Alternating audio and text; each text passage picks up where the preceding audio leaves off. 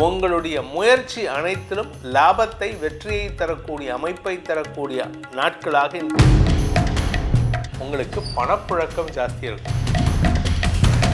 இந்த 37 நாட்களில் உங்கள் வாழ்க்கையில் நல்ல செய்திகள் வரக்கூடிய வாய்ப்புகள்லாம் இருக்குது.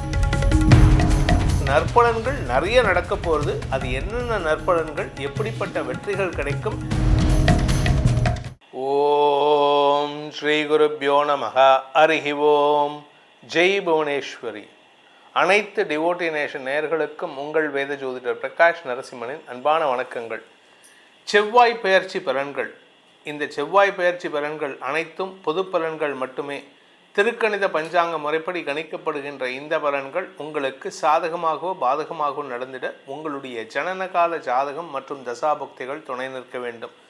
அது என்ன சார் செவ்வாய் பயிற்சி பலன்கள் ஒவ்வொரு தடவையும் சொல்கிறீங்க, 1.5 மாதத்துக்கு ஒரு தடவை 40 நாளைக்கு ஒரு தடவை போட்டுட்ருக்கீங்க அப்படின்னா, இந்த செவ்வாய் பயிற்சி அப்படிங்கிறது உங்களுடைய வாழ்க்கையில் நீங்கள் எடுக்கக்கூடிய முயற்சியில் அந்த ஸ்ட்ரகிள் இருக்குல்ல, அந்த கடுமையான முயற்சி வெற்றி அடையணும் அப்படின்னு சொன்னால் இந்த செவ்வாய் சில சாதகமான இடத்துல இருக்கணும். பூமிக்காரகன், அது மட்டும் இல்லாமல் சகோதரக்காரகன், உங்களுடைய ஆரோக்கியத்துக்கு இந்த நரம்பு ரத்தம் சார்ந்த காரகத்துவம் பெற்றவர் இந்த செவ்வாய். இந்த செவ்வாய் ஒரு ஜாதகத்தில் நல்ல பலனை கொடுத்தாருன்னா அவருக்கு, அந்த நபருக்கு சொத்து வாங்கிறதுக்கோ ஆரோக்கிய குறைபாடு இல்லாமல் இருக்கிறதுக்கோ, அதாவது நரம்பு தளர்ச்சி இல்லாமல், இரத்த சோகை இல்லாமல், இரத்தத்தில் பிரச்சனைகள் இல்லாமல் இருக்கிறதுக்கான அமைப்பை தருவார். அதே சமயம் இந்த செவ்வாய் பாதகமாக இருந்தாரோ நீச்சமாக இருந்தாலோ கூட பிறந்தவங்களால் எந்த பிரயோஜனமும் இருக்காது. இதனால் நீங்கள் சில மாற்றங்களை செய்து கொள்ளணும் அப்படின்னா நீங்கள் அதுக்கேற்ற மாதிரி மனசை தயார்படுத்திக்கணும். இப்படி இந்த செவ்வாய் 1.5 மாதத்துக்கு ஒரு தடவை தன்னுடைய பயிற்சியை ஏற்படுத்திகிட்டு இருப்பார். 1.5 மாதத்துக்கு 40லேருந்து 45 நாளுக்கு ஒரு தடவை ஒவ்வொரு ராசிலேருந்து ஒவ்வொரு ராசிக்கு போவார். இப்போ எங்கே போகிறாரு, எப்போ போகிறாரு அப்படின்னு கேட்டிங்கன்னா, February 23, 2026 அன்று செவ்வாய் தன்னுடைய உச்சஸ்தானமான மகர ராசியிலிருந்து கும்பராசிக்கு பயிற்சி ஆகிறார். இந்த கும்பராசிக்கு பயிற்சி ஆகிறதுனால ஒவ்வொரு ராசிக்கும் எப்படிப்பட்ட பலன்களை தரப்போகிறாரு அப்படிங்கிறத பார்க்க போகிறோம். அதுக்கு தான் இந்த எபிசோட். இதை எதுக்கு சார் பார்க்கணும் அப்படின்னா, இந்த கும்பராசி கோச்சார ரீதியாக உங்கள் ராசிக்கு எத்தனாவது இடம், உங்கள் லக்னத்துக்கு எத்தனாவது இடம்னு பார்க்கணும். சில இடங்களில் இந்த கும்பராசி அமைப்பு அந்த இடத்துக்கு சில ஸ்தானங்களில் இந்த செவ்வாய் வந்தார்னா உங்கள் லக்னத்துக்கும் ராசிக்கும் உங்களுடைய தொழில் வேலை சார்ந்த விஷயங்களில் சில முன்னேற்றங்கள் ஏற்படும். சில பேர் பார்த்திங்கன்னா அடுத்தவங்ககிட்ட எரிஞ்சு விழுந்து சண்டை போட்டு ரிலேஷன்ஷிப்பில் கணவன் மனைவி உறவில் நல்லா லவ் பண்ணிகிட்டு இருப்பாங்க. திடீர்னு பார்த்தா 2 பேர் பிரிஞ்சிடுவாங்க. இதெல்லாம் காரணம் என்னென்னா இந்த செவ்வாய் தான். அதனால் உங்களுடைய அமைப்பு எப்படி இருக்குது அப்படின்னு தெரிஞ்சுக்கிறதுக்காக அதை சொல்கிறதுக்கு தான் இந்த எபிசோடை நம்ம ரெக்கார்ட் பண்ணுறோம். இதன் மூலமாக உங்களுடைய அடுத்து வரக்கூடிய இந்த 2026 February 23லேருந்து April 2, 2026 ஏப்ரல் 2ஆம் தேதி வரைக்கும் இந்த செவ்வாய் கும்பராசியில் இருப்பார். குரு பார்வையில் இருப்பார். அதனால் உங்களுக்கு நற்பலன்கள் நிறைய நடக்க போகிறது. அது என்னென்ன நற்பலன்கள், எப்படிப்பட்ட வெற்றிகள் கிடைக்கும், வழக்கு சம்பந்தமாக எப்படி மாற்றங்கள் ஏற்படும்னு இப்போ பார்க்க போகிறோம். உங்கள் ராசிக்கு எப்படி இருக்குன்னு வாருங்கள் ஆராய்வோம். கடகராசி நண்பர்களுக்கான செவ்வாய் பயிற்சி பலன்கள். உங்களை பொறுத்த வரைக்கும் செவ்வாய் யோகாதிபதி. அதாவது யோகாதிபதினா உங்களுக்கு பூர்வ புண்ணியாதிபதி, 5, 10 குடையவர். இப்போது இந்த 2 விஷயம் உங்களுக்கு சங்கடத்தை கொடுக்கும். குலதெய்வம் கோயிலுக்கு நீங்கள் போகணும்னு நினைப்பீங்க, ஏதாவது ஒரு தடை வரும். நமக்குன்னு பார்த்து எவனாவது ஒரு சொந்தக்காரன், தூரத்து பங்காளி மண்டையை போட்டான் சார் அப்படின்ட்டு வந்ததுன்னா என்ன பண்ணுவீங்க? போகாமல் இருக்க முடியாது. ஆனால் போனால் தெய்வகுத்தமாகும். தெய்வகுத்தம்னு கிடையாது, அது சம்பிரதாயத்துக்கு கிடையாது. அதாவது சாஸ்திரம்னு ஒன்று இருக்குது, சம்பிரதாயம்னு ஒன்று இருக்குது. நம்ம சம்பிரதாயத்தை ஃபாலோ பண்ணணும்னா நம்ம குடும்பத்தில் என்ன பழக்கம் இருக்கோ அதை ஃபாலோ பண்ணணும். ஆனால் சாஸ்திரம் என்ன சொல்லுதுன்னா இதை பண்ணக்கூடாதுன்னா, இப்போ ஒரு சின்ன எக்ஸாம்பிள், வண்டி ஓட்டுறீங்க அப்படின்னா நீங்கள் லெஃப்ட் சைடில் தான் வண்டி ஓட்டணுன்ட்டு ரூல் இருக்குது, அது சாஸ்திரம்.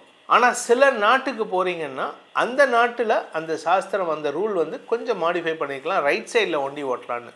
இப்போ அமெரிக்காவிலாம் ரைட் சைடில் தான் போவாங்க, எதிரில் லெஃப்ட் சைடில் வருவாங்க. நம்ம ஊரில் லெஃப்ட் சைடில் போவாங்க, எதிரில் ரைட் சைடில் வருவாங்க. ஸோ இது அந்த பழக்கங்கிறது ஒவ்வொரு நாட்டுக்கு மாறுபடும், ஒவ்வொரு ஏரியாவுக்கு காலதேச வர்த்தமானத்துக்கு ஏற்ற மாதிரி மாறுபடும்.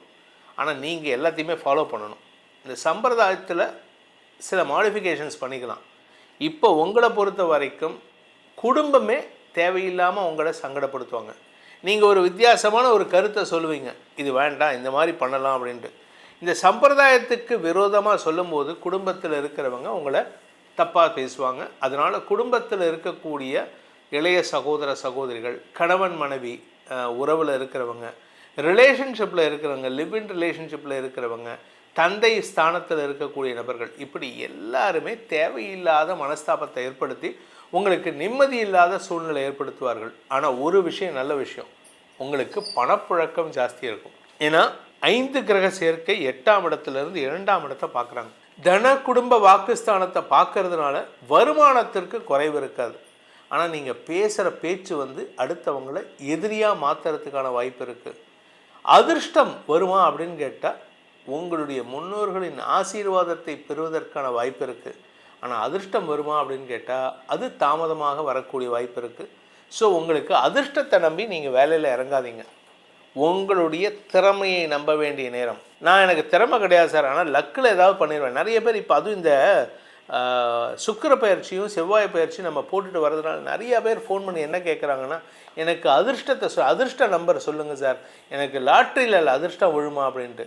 அதிர்ஷ்டங்கிறது தானாக வரணும். நீங்கள் இந்த லாட்ரிக்கு பார்க்குறது இந்த மாதிரி விஷயங்களுக்கு போனீங்கன்னா உங்கள் திறமை மேலே நம்பிக்கை இல்லைன்னு அர்த்தம்.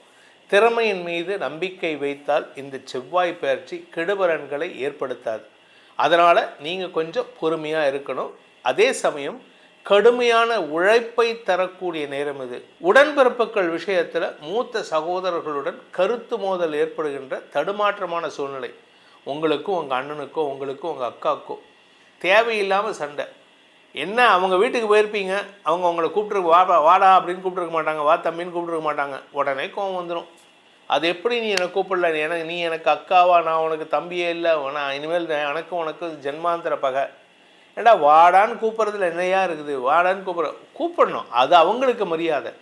ஆனால் நீங்கள் அதை விட்டு கொடுத்து போகிறதுக்கு முயற்சி பண்ணணும். தேவையில்லாமல் உடன்பிறப்புகளை பகைத்து கொள்ளாமல் இருப்பது நல்லது.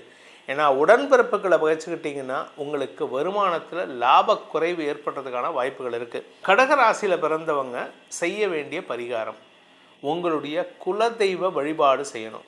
அதுக்கப்புறம் உங்கள் வீட்டில் சுமங்கலி பிரார்த்தனை பண்ணுற பழக்கம் இருந்ததுன்னா அதை மீண்டும் துவக்குங்கள். உங்கள் வீட்டில் ஒரு 5 சுமங்கலிகளை கூப்பிட்டு அவங்களுக்கு அந்த காலில் இட வேண்டியதெல்லாம் இட்டு அவங்களுக்கு மஞ்சள் குங்குமம் சாற்றி அவங்கள வீட்டில் சாப்பாடு போட்டு சாப்பிட வச்சு, நீங்கள் ஆண்களாக இருந்தால் அதை பண்ண முடியாது, உங்கள் வீட்டில் இருக்கக்கூடிய மனைவிமாரோ அம்மாமாரோ இதை பண்ணணும். ஏன்னா அதை பண்ணிவிட்டு ஜோசியர் சொன்னாருன்ட்டு என்ன கோத்து விடக்கூடாது. ஸோ இதை பண்ணிவிட்டு வாங்க. அந்த சுமங்கலிகளின் ஆசீர்வாதம் பெறுவதன் மூலமாக உங்கள் வாழ்க்கையில் முன்னோர்கள் செய்த புண்ணியமும் உங்களுடைய முன்ஜென்ம புண்ணியமும் உங்களை காப்பாற்றி மகிழ்வை தந்து சந்தோஷத்தை ஏற்படுத்தும். வரக்கூடிய பிரச்சனைகளிலிருந்து உங்களை தடுத்தாட்கொள்ளும். இந்த செவ்வாய் பயிற்சியானது உங்களுக்கு நற்பலன்களை வழங்க வேண்டும் அப்படிங்கிறது தான் நம்மளுடைய பிரார்த்தனை. ஆனால் இந்த செவ்வாய் பயிற்சி செவ்வாய் இஸ் கோயிங் டுவர்ட்ஸ் சனி பகவான். அதாவது சனி இருக்கக்கூடிய மீனராசியை நோக்கி செவ்வாய் பயிற்சி ஆகிறாரு. அதாவது ஏப்ரல் 2ஆம் தேதி அன்னைக்கு அவர் சனியோடு சேரப்போகிறார். குரு பார்வை விட்டு சனியோடு சேரப்போகிறார். அதனால் இந்த ஏப்ரல் 2லேருந்து மே 11 வரைக்கும் நான் சொல்கிற அடுத்த செவ்வாய் பயிற்சியில் நிறைய பாதிப்புகள் இருக்கும். ஆனால் அதனுடைய ஸ்டார்டிங் பாயிண்ட், அதாவது அதனுடைய இந்த இலையுதிர் காலங்கிற மாதிரி இலை துவக்கக்கூடிய காலம், அதாவது உங்களுக்கு பிரச்சனைகளை ஆரம்பிக்கக்கூடிய காலம் என்னன்னு கேட்டேன்னா இந்த 2026 பிப்ரவரி 23ஆம் தேதியிலேருந்தே தெரிய ஆரம்பிக்கும். அதனால் நீங்கள் உங்களுடைய தனிப்பட்ட ஜாதகத்துக்கு இதனுடைய பலன்களை ஆராய்ந்து தெளிந்து கொள்ளுங்கள். அது சம்பந்தமாக ஏதாவது தெளிவு தெரியணும், அதுக்கு ஜாதக பார்க்கணும் அப்படின்னா கீழே கொடுக்கப்பட்டுள்ள எண்களில், தொலைபேசி எண்களில் வாட்ஸ்அப் மூலமாகவோ நேரடியாகவோ அப்பாயின்மெண்ட் பெற்றுக்கொண்டு சந்திக்கலாம்.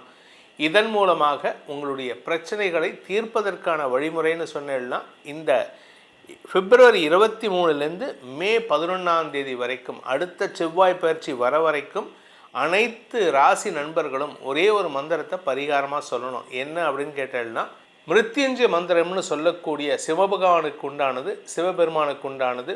ஓம் திரையம்பகம் யஜாமகே சுகந்திம் புஷ்டிவர்தனம் உர்வாருகும விவந்தனான் மிருத்யோர் முக்ஷி யமாமிருதா ஆத்து.